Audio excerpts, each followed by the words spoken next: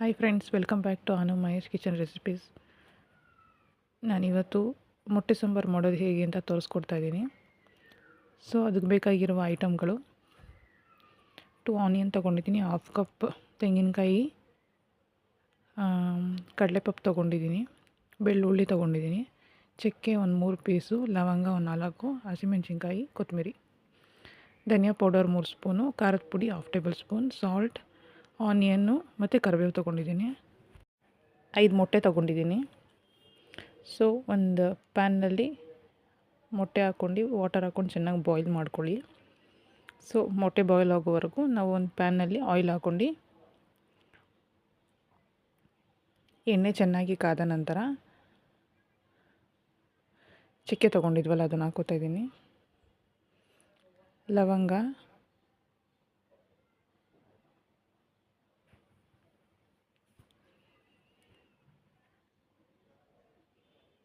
ಚಕ್ಕೆ ಮತ್ತು ಲವಂಗ ಆಯಿಲ್ನಲ್ಲಿ ಅದು ಫ್ಲೇವರ್ ಹೋಗೋ ಗಂಟ ಚೆನ್ನಾಗಿ ಫ್ರೈ ಮಾಡ್ಕೊಳ್ಳಿ. ಬೆಳ್ಳುಳ್ಳಿ ಸುಲಿದಿಟ್ಕೊಂಡಿದ್ವಲ್ಲ ಅದನ್ನು ಹಾಕ್ಕೊಳ್ಳಿ, ಚೆನ್ನಾಗಿ ಫ್ರೈ ಮಾಡ್ಕೊಳ್ಳಿ. ಬೆಳ್ಳುಳ್ಳಿ ಎಲ್ಲ ಫ್ಲೇವರ್ ಬರೋ ಗಂಟ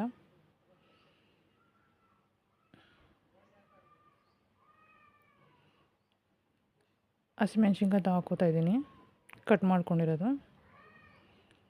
ಚೆನ್ನಾಗಿ ಫ್ರೈ ಮಾಡ್ಕೊಳ್ಳಿ ಆಯಿಲ್ನಲ್ಲಿ.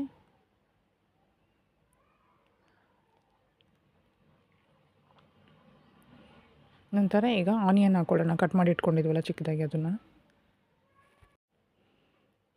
ಸೊ ಎಲ್ಲನೂ ಆಯಿಲ್ನಲ್ಲಿ ಚೆನ್ನಾಗಿ ಫ್ರೈ ಮಾಡ್ಕೊಳ್ಳಿ. ಇವಾಗ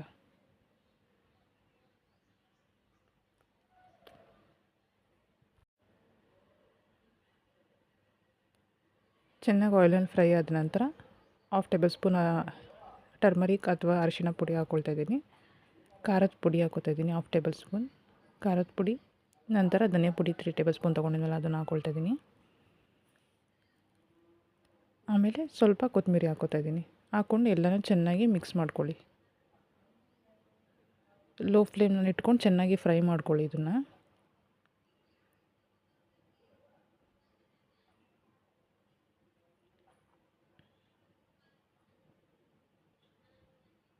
ಸೊ ಈಗ ಚೆನ್ನಾಗಿ ಫ್ರೈ ಆದ ನಂತರ ಒಂದು ಮಿಕ್ಸಿ ಜಾರ್ನಲ್ಲಿ ತೆಂಗಿನಕಾಯಿ ಹಾಕ್ಕೊಳ್ಳೋಣ.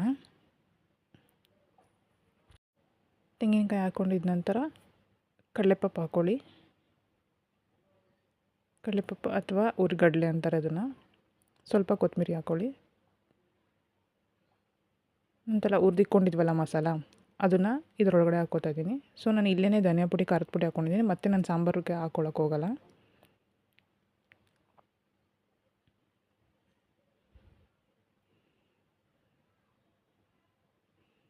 ಸೊ ಎಲ್ಲನೂ ಚೆನ್ನಾಗಿ ಗ್ರೈಂಡ್ ಮಾಡ್ಕೊಳ್ಳಿ. ಗ್ರೈಂಡ್ ಆದ ನಂತರ ಮೊಟ್ಟೆನ ಚೆನ್ನಾಗಿ ಬೇಯಿಸ್ಕೊಂಡಿದ್ವಲ್ಲ ಅದು ಬೆಂದಿದೆ ಮೊಟ್ಟೆ. ಇವಾಗ ಅದನ್ನು ಬಿಡಿಸಿಟ್ಕೊಂಡಿದ್ದೀನಿ ಇಲ್ಲಿ ನಾನು.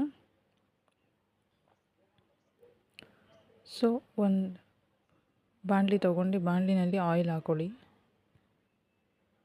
ಆಯಿಲ್ ಚೆನ್ನಾಗಿ ಕಾಯಿದೆ. ಕಾದ ನಂತರ ಚಕ್ಕೆ ಒಂದು, ಲವಂಗ ಒಂದು ಹಾಕ್ಕೊಳ್ಳಿ, 1/2 ಟೇಬಲ್ ಸ್ಪೂನ್ ಜೀರಿಗೆ ಹಾಕ್ಕೊಳ್ಳಿ. ನಂತರ ಆನಿಯನ್ನು, ಕರಿಬೇವು ಹಾಕ್ಕೊಳ್ಳಿ. ಹಾಕ್ಕೊಂಡು ಚೆನ್ನಾಗಿ ಮಿಕ್ಸ್ ಮಾಡ್ಕೊಳ್ಳಿ, ಫ್ರೈ ಮಾಡ್ಕೊಳ್ಳಿ ಆಯಿಲ್ನಲ್ಲಿ.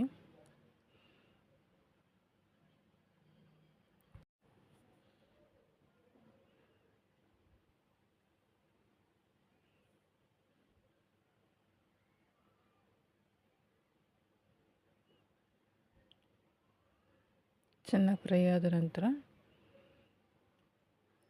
ಆನಿಯನ್ ಎಲ್ಲ ಚೆನ್ನಾಗಿ ಬೇಯಬೇಕು. ನಂತರ ಈಗ ಮೊಟ್ಟೆ ಬೇಯಿಸಿಟ್ಕೊಂಡಿದ್ವಲ್ಲ, ಸೊ ಅದನ್ನು ಇವಾಗ ಇದಕ್ಕೆ ಹಾಕೋತೀನಿ.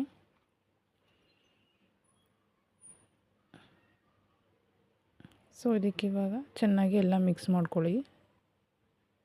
ಚೆನ್ನಾಗಿ ಮಿಕ್ಸ್ ಆದ ನಂತರ ಸ್ವಲ್ಪ 1/2 ಟೇಬಲ್ ಸ್ಪೂನ್ ಅರಿಶಿಣ ಹಾಕ್ಕೊಳ್ಳಿ. ಆಮೇಲೆ ಒಂದು 1/2 ಟೇಬಲ್ ಸ್ಪೂನ್ ಸಾಲ್ಟ್ ಹಾಕ್ಕೊಳ್ಳಿ. ಎರಡನ್ನೂ ಚೆನ್ನಾಗಿ ಮಿಕ್ಸ್ ಮಾಡೋದ್ರಿಂದ ಮೊಟ್ಟೆಗೆ ಉಪ್ಪು, ಖಾರ, ಅರಿಶಿಣ ಎಲ್ಲ ಚೆನ್ನಾಗಿ ಮಿಕ್ಸ್ ಆಗುತ್ತೆ. ಫ್ಲೇವರ್ ಚೆನ್ನಾಗಿರುತ್ತೆ ಮೊಟ್ಟೆಗೆ ತಿನ್ನೋದಕ್ಕಿದು. ಸೊ ಇದು ಮಿಕ್ಸ್ ಆದ ನಂತರ ಇದನ್ನು ತೊಗೊಂಡು ಒಂದು ಪ್ಲೇಟ್ನಲ್ಲಿ ಎತ್ತಿಕ್ಕೊಬಿಡಿ. ಸೇಮ್ ಅದೇ ಪ್ಯಾನ್ಗೆ ಇವಾಗ ನಾವು ಮೊಟ್ಟೆ ಎತ್ಕೊಂಡಿದ್ವಲ್ಲ, ಆಲ್ರೆಡಿ ಈರುಳ್ಳಿ ಚಕ್ಕೆ ಲವಂಗ ಹಾಕ್ಕೊಂಡಿದ್ವಿ. ರುಬ್ಬಿರೋ ಮಸಾಲ ಹಾಕೋತಾ ಇದ್ದೀನಿ ಇವಾಗ. ರುಬ್ಬಿರೋ ಮಸಾಲೆಗೆ ನಿಮ್ಮ ಕನ್ಸಿಸ್ಟೆನ್ಸಿ ಹೇಗೆ ಬೇಕೋ ಅದ್ರ ತಕ್ಕಂತೆ ವಾಟರ್ ಹಾಕ್ಕೊಳ್ಳಿ ನಿಮ್ಮ ಸಾಂಬಾರಿಗೆ. ಸಾಲ್ಟ್ ಹಾಕೋತಾ ಇದ್ದೀನಿ ನಾನೀಗ 1 ಸ್ಪೂನ್. ಹಾಕ್ಕೊಂಡೆಲ್ಲ ಚೆನ್ನಾಗಿ ಮಿಕ್ಸ್ ಮಾಡಿ. ನೋಡಿ ಈ ಕನ್ಸಿಸ್ಟೆನ್ಸಿನಲ್ಲಿದ್ದರೆ ಚೆನ್ನಾಗಿರುತ್ತೆ. ಇಲ್ಲಿಗೆ ಮಸಾಲ ಸಾಂಬಾರಲ್ವ, ಈಗ ಚೆನ್ನಾಗಿರುತ್ತೆ. ಚೆನ್ನಾಗಿ ಬಾಯ್ಲ್ ಆಗೋ ಗಂಟ ಬಿಡೋಣ ಮಸಾಲ ಸಾಂಬಾರು. ಚೆನ್ನಾಗಿ ಬಾಯ್ಲ್ ಆಗ್ತಾಯಿದೆ ಇವಾಗ ಮಸಾಲ ಸಾಂಬಾರು.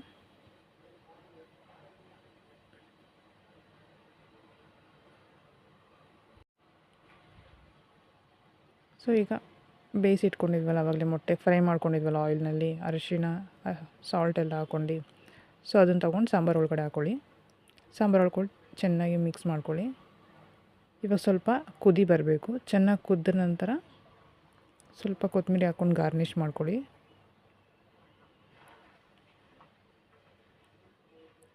ಸೊ ಮೊಟ್ಟೆ ಸಾರು ರೆಡಿಯಾಗಿದೆ.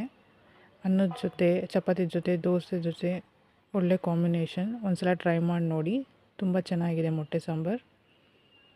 ಈ ವಿಡಿಯೋ ಇಷ್ಟ ಆದಲ್ಲಿ ಲೈಕ್ ಮಾಡಿ, ಶೇರ್ ಮಾಡಿ, ಸಬ್ಸ್ಕ್ರೈಬ್ ಮಾಡಿ. Thank you for watching.